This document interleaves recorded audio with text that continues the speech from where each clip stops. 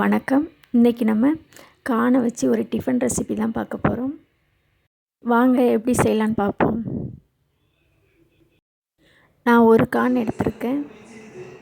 இது கூட ஒரு துண்டு இஞ்சி, ஒரு 10 பல்லு பூண்டு, அரை ஸ்பூன் சோம்பு, அரை ஸ்பூன் ஜீரகம் சேர்த்து நல்லா நைஸாக அரைச்சிட்டு வந்துடலாம். அரைச்சிட்டு வந்த அந்த விழுதோட ஒரு 4 ஸ்பூன் பச்சரிசி மாவு சேர்த்துக்கலாம்.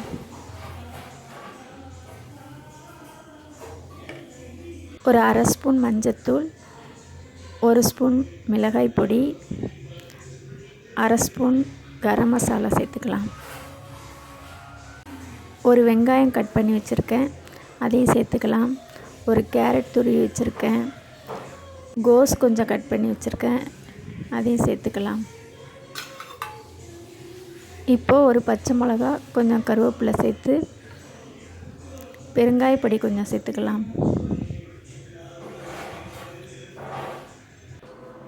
இப்போது எல்லாத்தையும் ஒன்றா கலந்துக்கலாம். இந்த பதத்துக்கு இருந்தால் போதும். இப்போது ஒரு பணியாரக்கல் அடுப்பில் வச்சுருக்கேன், அதில் எண்ணெய் சேர்த்துக்கலாம். இப்போது எண்ணெய் காஞ்சதும் பணியார மாவு ஊற்றிக்கலாம்.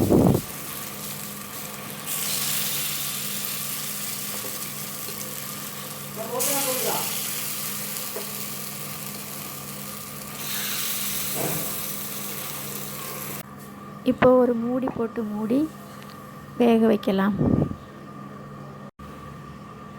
ஒரு பக்கம் வெந்ததும் திருப்பி விட்டுக்கலாம்.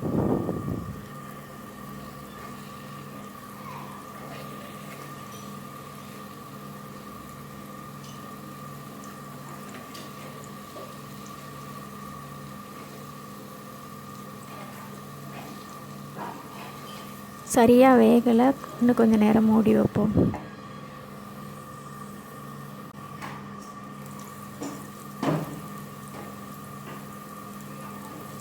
ரெண்டு பக்கமும் வெந்ததும் நல்லா ஆயில் சேர்த்து எடுத்துக்கலாம்.